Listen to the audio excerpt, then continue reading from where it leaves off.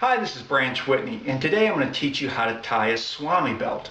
A Swami Belt is an improvised harness, and you use a harness or a Swami Belt to either repel or belay someone. Now, the advantages of a Swami Belt are that it takes up less room in your pack, and it's just basically a piece of webbing. So you can use the webbing to pull up packs or help somebody up.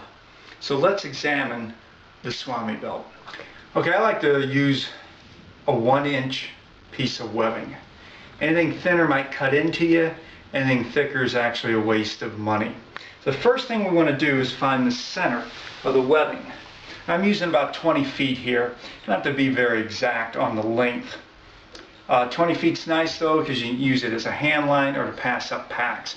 I'm going to find the two ends here, match them up, and just run them through my hand till I find the center. Now I have the center point of the 20-foot piece of webbing. I'm going to tie 2 leg loops, one for my right leg, one for my left leg. I'm just going to come down from the center point about here, and I'm going to tie an overhand knot. I'm going to have to judge how big of a loop I need to fit into my leg. Just a simple overhand knot. Try to keep it neat. And as you start to tighten it, you can see if it's going to be big enough or not. If it's a little too small, just run it through to make it larger. And then slip it on to see. Okay, that's not bad. Now we're tying a right, so we're going to come back, and now we're going to tie the left. Okay, so I have it twisted. This is obviously the right end, so I want to tie my left leg loop from the left end. So again, I'm going to take approximately a loop that I think is going to be big enough for my leg and tie the same exact knot, just a simple overhand knot. And again, you got some leeway here as far as how big of a loop you want to make. As we start to tighten, you can see this is way too small, so I'm going to feed more webbing through and then start to pull.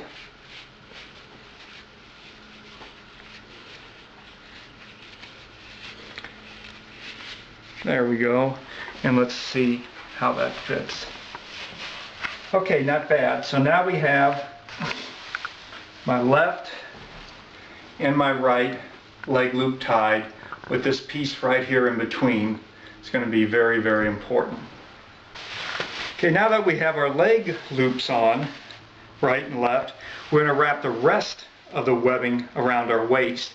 You just have to experiment which way to wrap it. This time I'm going to go in front, wrap it once. Now this is way too long, too much webbing, and you want to wrap it as many times as you can. Makes it more comfortable as you're repelling. Wrap it the second time, and we're going to have to tie some knots here, and this is just going to be a little too tight and too short. So let's reverse our steps, and this time let's take the webbing and go behind first, keeping this part out in front. This is going to be very important at the end. And again, we want to wrap it tightly around. Now we have to tie a same overhand knot in the end of the webbing.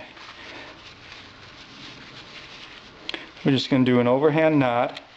We don't have to worry about the loop being very large, because all we're going to do is pass the beaner through it, right through there. Okay, for the backup knot, we have our overhand knot where the beaner is going to go through. We're just going to wrap it around the webbing a couple times, and then take the tail and go out away from our overhand knot. It's just a knot backing up the overhand knot. Just extra security. We do the same to the other side. Okay, we have everything tied now.